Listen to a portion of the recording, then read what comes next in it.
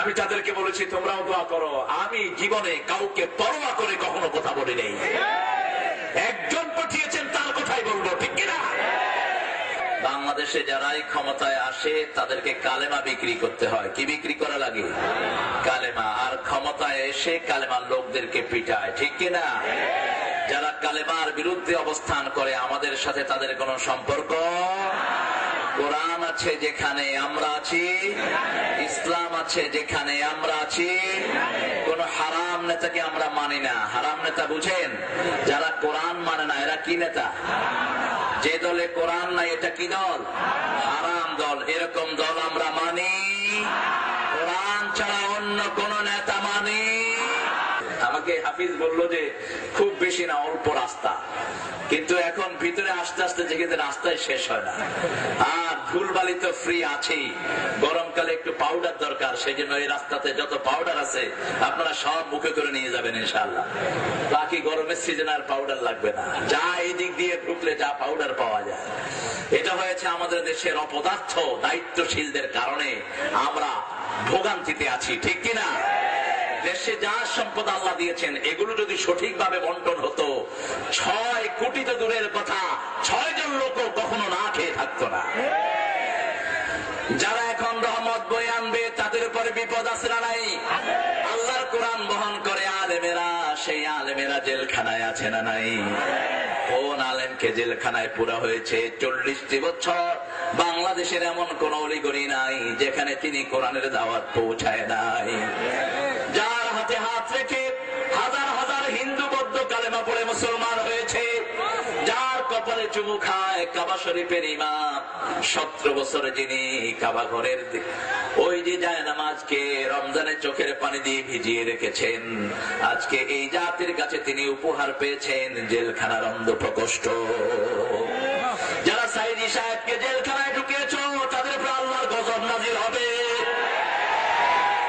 সেই গজব থেকে নিজেকে বাঁচানোর জন্য চেষ্টা করো। যতগুলো সাক্ষী পর্যন্ত এনেছে সবগুলো মিথ্যা প্রমাণিত হয়েছে, ঠিক কিনা? মিথ্যা তো মিথ্যা না, যখনই এজলাসে উঠে ওনার চেহারার দিকে চোখ পড়ে মুখে আর কথা আসে না, বোবা হয়ে অবশ হয়ে নিচে পড়ে যায়। অধিকাংশ সাক্ষীগুলো কথা বলতে পারে নাই, অসুস্থ হয়ে পড়েছে। এবং শুধু অসুস্থ নয়, এজলাস থেকে ভেগে পালিয়ে গেছে, এরকম আছে না নাই? 72-এ জন্ম, 71-এর সাক্ষী আছে না নাই? মুরগি চোর, কুত্তা চোর, বিলাই চোর, যৌতুক চোর আছে না নাই? এগুলো হলো সাক্ষী। আল্লাহ তুমি সত্যের বিজয় দান করো। আরো চিৎকার করে বলো না আমি। যারা আসল মানবতা বিরোধী, আসল স্বাধীনতার দুশমন, আল্লাহ তাদেরকে তুমি শাস্তি দান করে দাও। স্বাধীন ভূমিকে কারা বিক্রি করে দেয় আপনারা দেখেন কি? দেখেন নাই? কারা বিক্রি করে দিয়েছে? বেরোবাড়ি কারা দিয়েছে? আঙ্গুর পোতা কারা দিয়েছে? ভারতের হাতে তুলে তালপট্টি কারা ভারতের হাতে তুলে দিয়েছে? আল্লাহ তাদের বিচার তুমি করে দিও। চিৎকার করে বলো না আমিন। সাধারণ মানুষগুলো কোরআনকে ভালোবাসে, যে কোনো দলেরই হোক। গ্রামে গঞ্জে কোরআনের বিরুদ্ধে কোনো দলমত নেই। কিছু নেতার মাথা খারাপ হলো ঢাকা শহরে, যারা কোরআনের বিরুদ্ধে কথা বলে, ইসলামের বিরুদ্ধে কথা বলে, ওদের দলীয় কর্মীরাও ওদেরকে পছন্দ করে না, ঠিক কিনা? ওদের দলীয় কর্মীরা ওদেরকে ঝাড়ু পিটা করবে। আমরা এই সমস্ত নেতাদের অপসারণ চাই। যারা কোরআন চাও না, বাংলাদেশ থেকে চলে যাও। বাংলাদেশ কোনো দেশ নয়। বসা নেতা কয় কর্মীরা এখানে সিট হয়ে থাকো, নামাজও নাই রোজাও সেই নেতার পিছনে দৌড়ায় আসে না নাই? কিয়ামতের ময়দানে এই নেতাগুলোকে কর্মীরাই পায়ের তলায় দিবে। কার কথা? এই কর্মীরাই বলবে আল্লাহ এই সমস্ত শয়তান নেতাগুলো আমাদেরকে নামাজ থেকে বঞ্চিত করেছে, পর্দা থেকে বঞ্চিত করেছে। রাব্বানা পড়েন, রাব্বানা আরিনাল্লাযাইনি আযাল্লানা মিনাল জিন্নি ওয়াল ইনস নাজআলহুমা তাহতা আকদামিনা লিয়াকুনা মিনাল আসফালিন। এখন আমরা কালেমা না বোঝার কারণে কালেমা পড়ে ভিক্ষাও করি, ঠিক না ঠিক? কালেমা পড়ে আবার বিভিন্ন ইসলাম বিরোধী দল কথা কন না কেন দল করি। কালেমা পড়ে আবার মুশরিকের পিছনেও লাইন ধরি। কালেমা পড়ে আবার মুশরিক বিসমিল্লাহর ব্যাপারে ফতোয়া দেয়, সেই কথাও আমরা শুনি। নামাজে পড়ি আমা আনা মিনাল মুশরিকিন, মুশরিকের সাথে আমার কোনো সম্পর্ক, কোরআন হাদিস পড়বে না। এই আইন কি আপনারা মানেন? আমরা আমাদের বাচ্চাগুলো যে সমস্ত স্কুলগুলোতে যায়, আজকে গিয়ে স্কুলের টিচারদেরকে বলবেন, হয় সে এনজিও টিচার হোক, সে এনজিও স্কুল, বলবেন 1 ঘন্টা কোরআন শিক্ষা দিবা। যদি শিক্ষা দিতে না পারো স্কুলে তালা ঝুলিয়ে দেন। স্কুলগুলো আমরা চলতে দেব কারণ আজকে বহু ছেলে আমাদের দেশে তৈরি হচ্ছে, বাপ মারা যায় ইন্নালিল্লাহ পড়তে পারে না, ঠিক না ঠিক? যেমন ঢাকাতে 2 জন সাংবাদিক মারা গেলেন গত রমজানে। সাংবাদিক মারা যাওয়ার পর সাংবাদিকের ছেলের কাছে অন্য সাংবাদিকেরা মাইক নিয়ে গেছে, তোমার আব্বা তো মারা গেছে, তুমি কি বলবা? ছেলেটা বলছে, my dad died, my dad died, মানে আমার আব্বা মারা গেছে। উনি এখন বাংলা বলতে পারছেন না, বাংলাদেশের বাঙালি ছেলে। 21শে ফেব্রুয়ারির জন্য কি মহব্বত, সময়টা হলো ইংরেজি 21শে ফেব্রুয়ারি, অথচ দিবসটা হলো বাংলা দিবস, ঠিক কিনা? সাংবাদিক জিজ্ঞেস করলো, তুমি কি দোয়া পড়বা? সে বলছে, হোয়াট টাইপ অফ দোয়া should I say? I don't know any দোয়া। আমি কোন দোয়া টোয়া কিচ্ছু পারি না। কিসের দোয়া করব? আমার আব্বা মরে গেছে, শেষ। তার ওয়াইফের কাছে সাংবাদিকরা মাইক ধরলো, বললো যে আপনার জামাই তো মারা গেছে, আপনি কি বলবেন? আমার জামাই শেষ। ভাইদের কাছে বললো, ভাইয়েরা বললো ও শেষ। 2টি লাশকে নিয়ে শহীদ মিনারে রাখা হলো। শহীদ মিনারে যারা যায় তাদের মুখে কি আল্লাহর নাম থাকে? তারা হলো সব ভদ্রলোক, চুপচাপ শহীদ মিনারে যায়। সবাই লাশ দেখতেছে আর বলছে, ও লাশ মারা গেছে না, ও মারা গেছে, মারা গেছে। কালেমা পড়ার পরে যিনি নামাজ পড়েন না তিনি মুরতাদ। তিনি কি? 4 ইমাম বলেছে তাকে ফাঁসি দিয়ে দাও। 3 ইমাম বলেছে যারা নামাজ কালেমার পরে নামাজ পড়ে না তাকে হত্যা করে ফেলো। শুধু ইমাম আবু হানিফা বলেছেন না, জেলখানায় আটকিয়ে রাখো যতদিন নামাজ রেগুলার না হয়। আপনারা বলেন তো, এই ফতোয়া যদি কার্যকর হতো আমাদের দেশের মন্ত্রী অধিকাংশ গুলো থাকতো না, মরতো? কথা কন না? এমপি গুলো, এমপি চেয়ারম্যান, আল্লাহ বলছেন যারা বেশি বাড়াবাড়ি করে ইসলামের বিরুদ্ধে, ফাদরিবুহুম ফাওকাল আনাক ওয়া মিনহুম কুল্লাল বানান, আগে ওদের ঘাড়ে মারবি তারপরে গিরায় গিরায় মারবি। কার কথা? কার কথা? কিন্তু আমরা আগে মারার পক্ষে নয়, আমরা দাওয়াতের পক্ষে, ঠিক না ঠিক?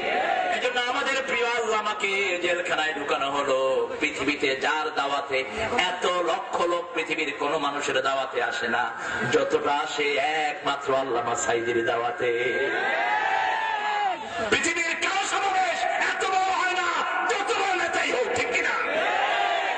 রিয়াদের রাস্তায় তিনি গিয়েছেন দুপুর বেলায়, অ্যারেস্টের 3 মাস আগে। ওই রাস্তায় 44 ডিগ্রি সেলসিয়াসের ভিতরে 50 থেকে 60,000 লোক পুরো রাস্তা জাম করে ফেলেছে। সৌদি গভর্নমেন্ট বললো, আমাদের জীবনে কোরআনের জন্য মানুষ এত পাগল হতে পারে আমরা না দেখলে কখনো বিশ্বাস করতাম না। তিনাকে যখন অ্যারেস্ট করা হলো, সৌদি সব চুক্তি ক্যান্সেল করলেন। 5 লক্ষ শ্রমিককে বাড়িতে পাঠিয়ে দেওয়া হয়েছে। নতুন কোন চুক্তি হবে না যতক্ষণ আল্লামা সাঈদী জেলখানায়, নতুন কোন চুক্তি দেখবে না সরকার। বরকতময় একজন মানুষ, আমি যার কোলে আমার অনেকগুলো সময় কেটেছে। আমি দেখেছি উনি এই বয়সে তিনার মায়ের পায়ের পাশে বসে থাকতেন। মা মাথায় হাত রেখে বলতো, আল্লাহ আমার এই ছেলেটাকে সারা পৃথিবীর আলেমদের উস্তাদ বানায়া দাও। কোথাও যাওয়ার আগে ওই মায়ের কদম ধরে বসে থাকতেন এই মানুষটি। আমি নিজে ওনাকে দেখেছি, কোনদিন বাপের বিছনায় তিনি বসেন নাই, বাপের পায়ের কাছে বসে থাকতেন সারাক্ষণ। বাপ মাথায় হাত বুলিয়ে বলতো, আল্লাহ সুলতানুল ওয়াইজিন আমার এই ছেলেকে বানায়া দাও। এত তাহাজ্জুদ নামাজে কাদা মানুষ আমার জীবনে আমি দেখি নেই।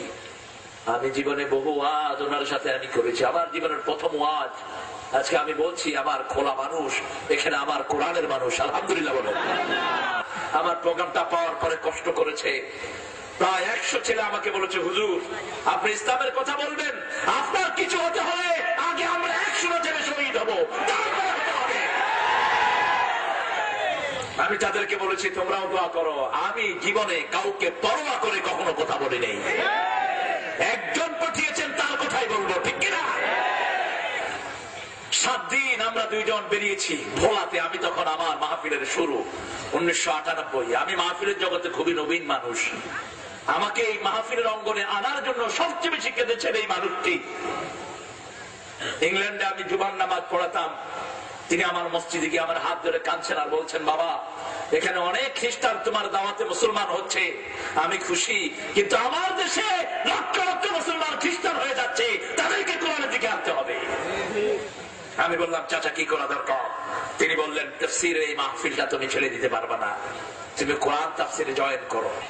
আমি দেখলাম ভোলায় তিনি গেলেন, এক এক মাহফিলে 3 লক্ষ 4 লক্ষ মানুষ।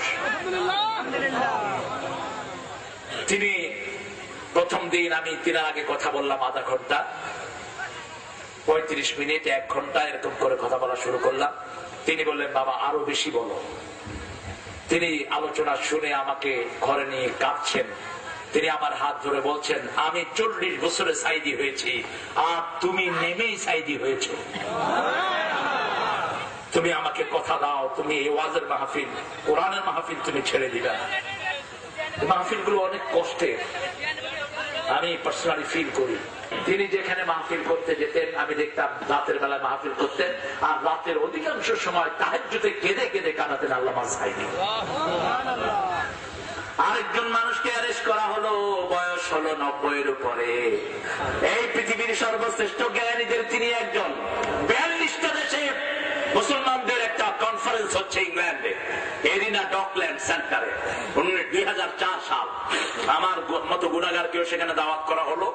পৃথিবীর সব বড় বড় আলেমরা সেখানে, কাবা শরীফের ইমাম, মসজিদে নববীর ইমাম, যত বড় স্কলার সব সেখানে। সেখানে গিয়ে দেখলাম প্রধান অতিথি হলেন বাংলাদেশের ওই মানুষটি যাকে কিছুদিন আগে অ্যারেস্ট করা হয়েছে। চেহারা